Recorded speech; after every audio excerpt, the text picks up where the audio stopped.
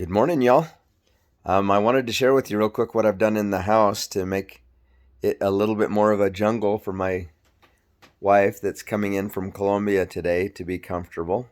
I'm actually picking her up in Las Vegas around 11:30 tonight, and we're going to spend a couple days in Vegas and a night at my brother's house in Cedar City before coming to the house in Mentai. But anyhow, I created a small jungle to make her feel a little bit more at home. Just to make the house beautiful anyhow, because I love growing things.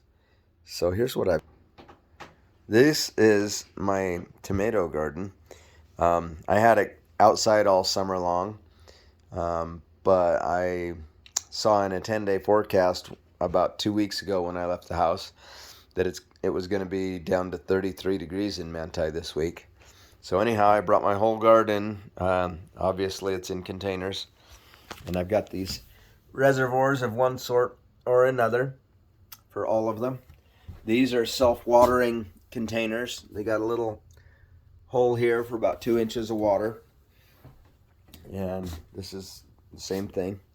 Got an inch or so for water down on the bottom of that. And I just keep watering it every weekend that I'm home.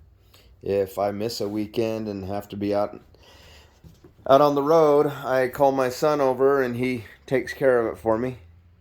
And I'm fortunate that he's close by and willing. These are my succulents, orchids. Those are very common to Colombia. And celosia, philodendron, the fiddler fig. And I have these three sisters, 3 jalapeno plants. They are rich with blossoms and fruit. And they're growing. Look at all the blossoms on this one. It's fantastical. Oregano, rosemary, chives, basil. This is a blackberry that my son gave me while I was in Georgia. It was about maybe this big when I first got it, or smaller. And this one is brand new right off of the root, and it just took off.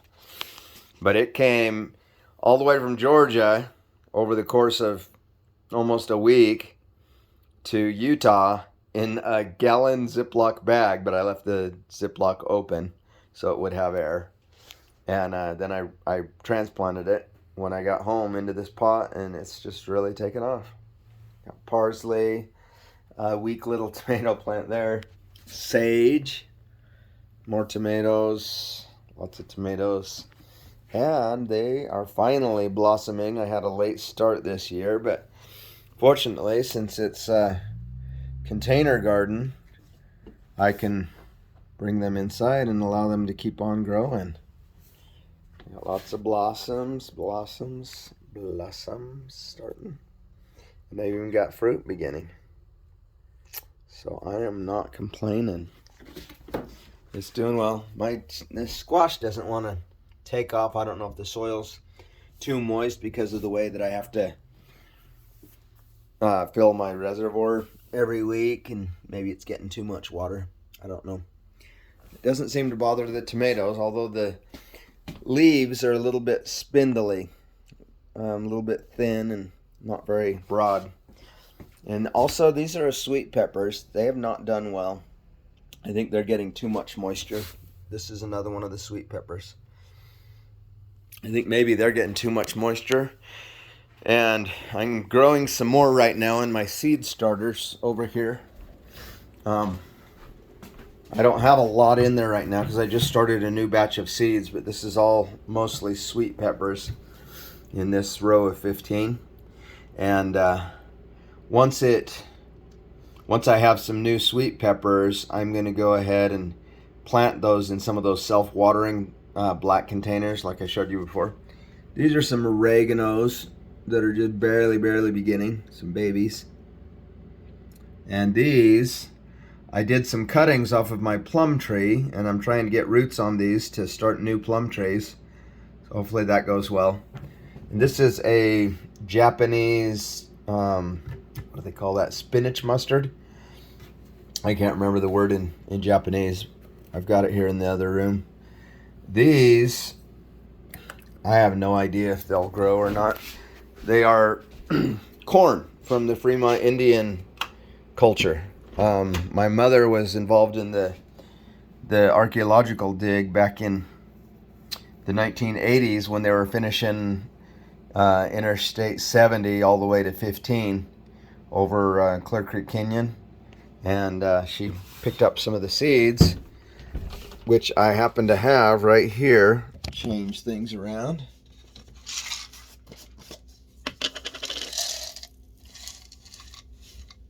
That is the Indian corn from the Fremont Indian dig.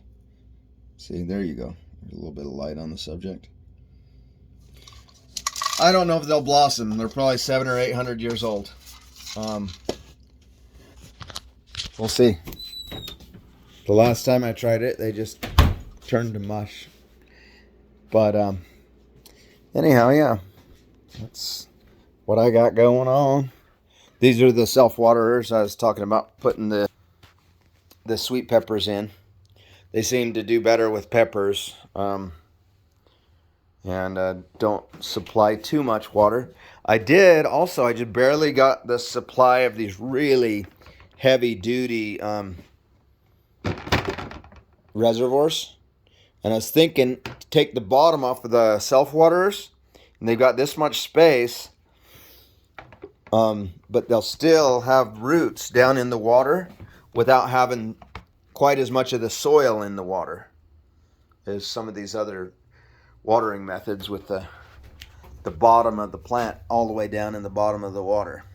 So maybe I'm going to experiment with that, get some more of these self-watering pots and take the bottom off of it and self-water them with the larger reservoirs, because that will stay good for an entire week, whereas this, sometimes they're a little bit dry by the time I get home again from driving truck.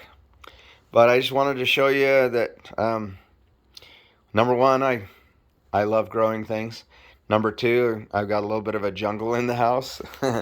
And that it is possible, even if you can't tend them every single day, to have a really beautiful assortment of plants in your house. Wishing you all the best in your gardening adventures, and hope that you have a fantastic day. Catch y'all later.